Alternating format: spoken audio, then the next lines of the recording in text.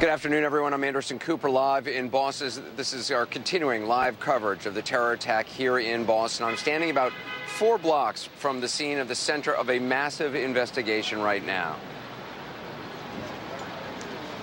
And I'm Brooke Baldwin, also live here in Boston. What a past 24 hours it has been for doctors and nurses and these families here. Right here where I'm standing is Brigham and Women's Hospital in Boston. They are treating more than 24 victims from the bombings at the Marathon. We're going to talk to Chief Medical Correspondent Dr. Sanjay Gupta about what we're hearing, why so many amputations, and we're learning more about the shrapnel that's been embedded in so many of these young people and older people's lower extremities. Anderson. Yeah, and we're getting new information really by the minute here. There are brand new developments in the investigation and the hunt for the person or people responsible for this attack. We're learning more about the bombs themselves, including the likelihood that a timer was used. There had been a lot of questions whether this was something that would have been detonated by a cell phone. It seems likely, though not certain, according to law enforcement, that a timer was used. We'll get to all of that in a moment. But I do want to begin with the reality for many families that they are dealing with right now. For some, it will be intense therapy, adjusting to a life with fewer limbs. We're seeing a lot of lower limb amputations. Today, doctors spoke of being forced to finish the job of the bombs, amputating people's legs in order to save their lives. The latest at this hour, 3 people known dead, at least 174 injured, including 23 people who are critically injured. The stories of loss and pain, we keep learning new details. One runner's camera was rolling as she approached the finish line. Take a look.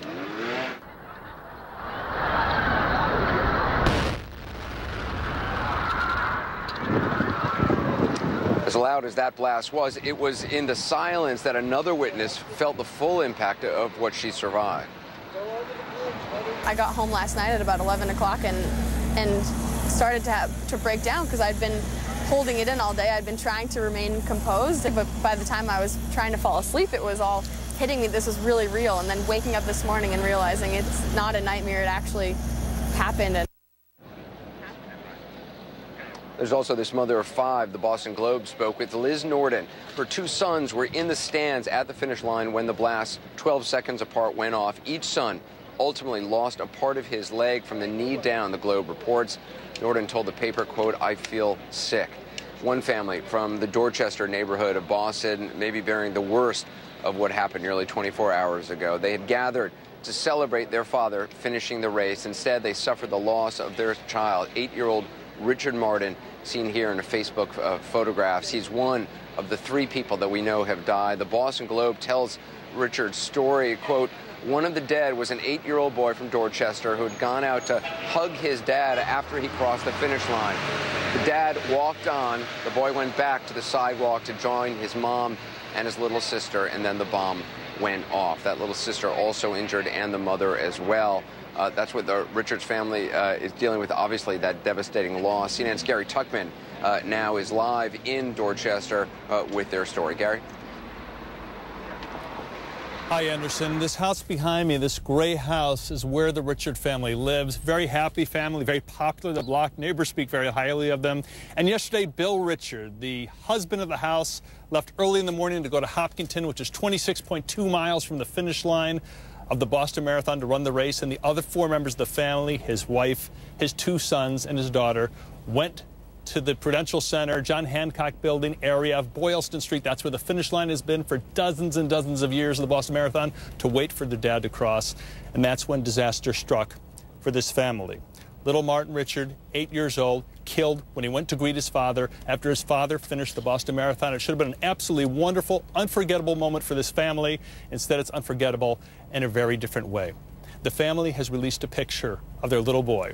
And this picture shows him, like lots of other little kids here in New England, he was a big Boston Bruins fan. The Bruins won the Stanley Cup 2 years ago, created a whole new legion of fans, and here he is smiling at the Bruins game. That picture released by his father, who is in mourning right now, whose wife and whose daughter are also in the hospital, seriously wounded. Their other son wasn't hurt. Here's what the father, Bill Richard, has to say. He has released a statement, and this is what it reads.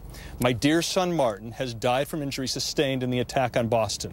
My wife and daughter are both recovering from serious injuries. We thank our family and friends, those we know and those we have never met, for their thoughts and prayers. I ask that you continue to pray for my family as we remember Martin. We also ask for your patience and for privacy as we work to simultaneously grieve and recover. Thank you. There's also another picture that's been released, and this picture is very, very hard to look at, not because it's grotesque, but because it's so beautiful. This is what happened last year. This little boy was in 2nd grade, and he was going on a peace walk to promote peace in the city of Boston. And this is what he was holding in his hand. Martin Richard holding a sign that said, "No more hurting people, peace." And there were 2 hearts and a peace sign on that little sign that this little boy, who has now passed away, was holding last year when he was just in the 2nd grade. Right next door to this gray house, a neighbor who has known this family as long as they've lived here. We talked to her a short time ago.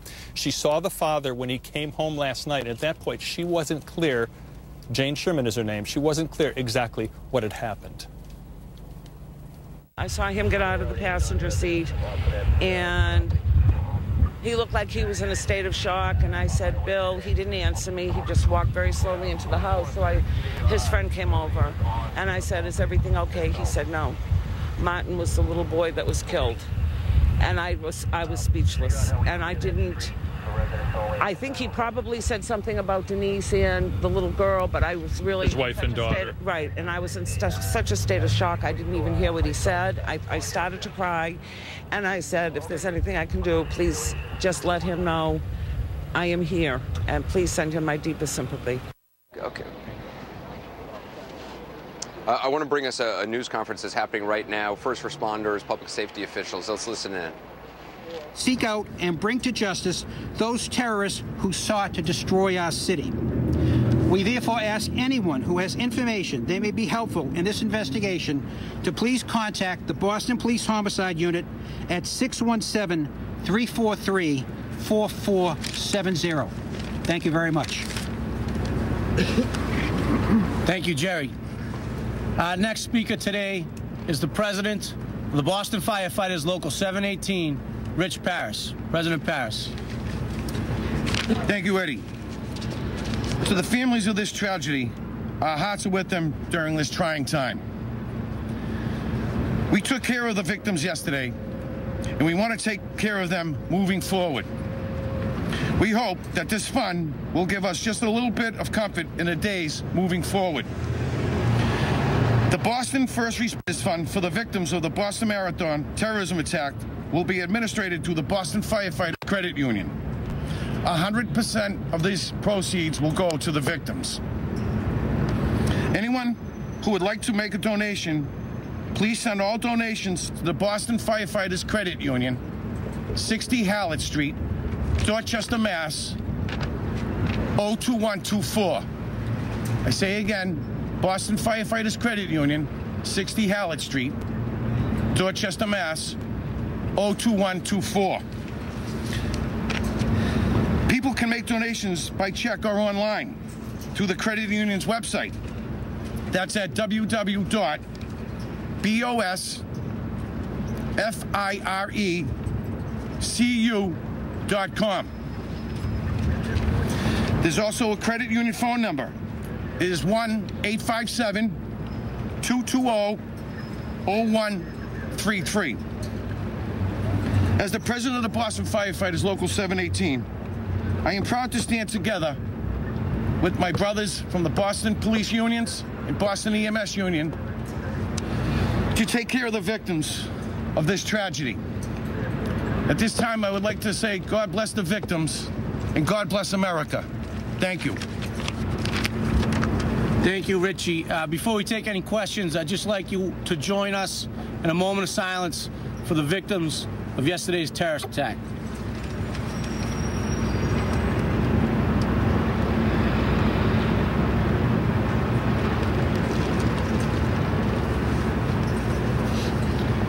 Any questions? Can you talk a little bit about how your ranks are doing, as well as Jamie?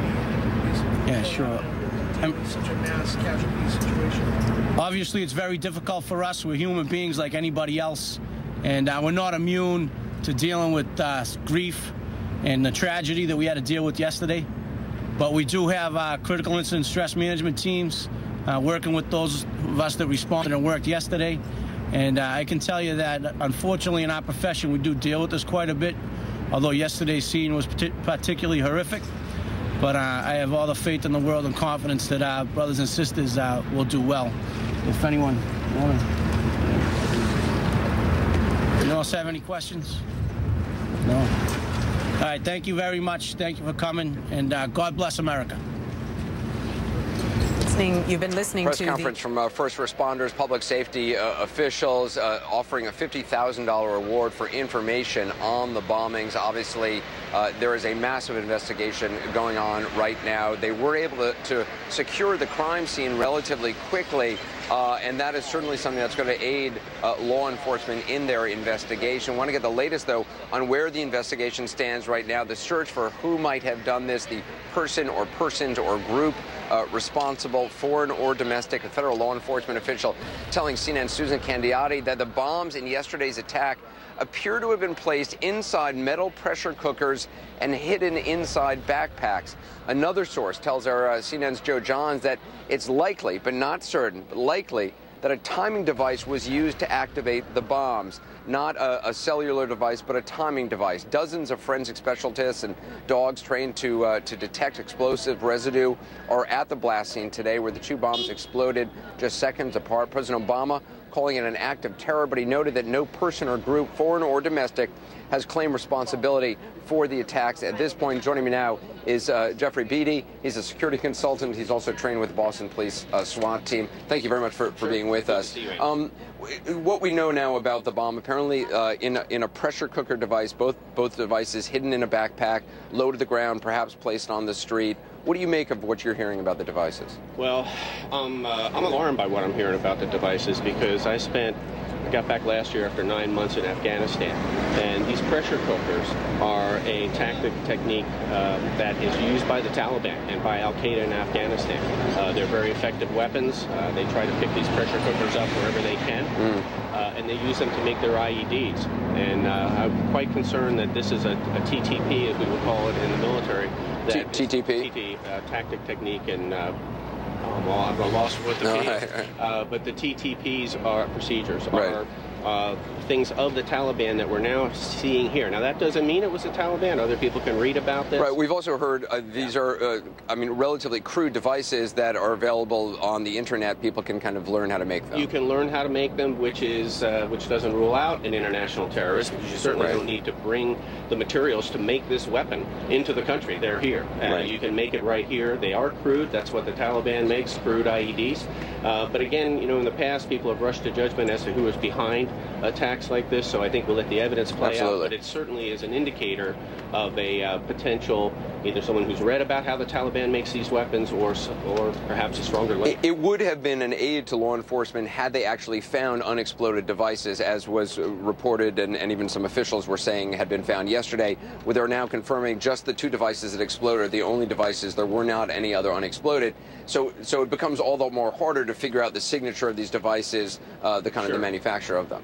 That's absolutely right. But they will get it. I mean, we have great forensic capability. I'm also a former special agent of the FBI, and they will determine where the signatures come from. It may be it's a new signature. They may not have seen this before. You know, bomb makers have an actual kind of signature in how they make. Where they were trained. That the signature is basically the way they maybe do their wiring. It may not narrow it down to one individual, but it may narrow it down to a specific bomb trainer who has trained these people to do it, or it may narrow it down to a website that gives specific instructions on how to do it. So whoever may have accessed that website, and that'll be a thread that law enforcement will be pulling on to look back at who may have accessed these websites that show specifically how this type of bomb may have been made. We're also now hearing that it's likely, not certain, but likely from a law enforcement source, that it was a timing device, not a cellular device. They are going to be checking all cell phones, any calls that were made from the region. But that, again, is a relatively crude way to do a bomb. It's crude, but it's effective. And one of the things I suspected yesterday was that it was on a timer. And I think that we probably were lucky that the casualties were as few as they were. I think that that's an indication of mitigating factors, the active presence of the Boston Police Department. No doubt the individual who placed these bombs was getting anxious about, my God, this event is almost over. When am I going to get these bombs placed? And so therefore, they placed the bombs. They didn't have the opportunity to aim them properly because the casualties really, Anderson, with this type of attack should have been an order of magnitude greater. There should have been 20 or 30 people killed.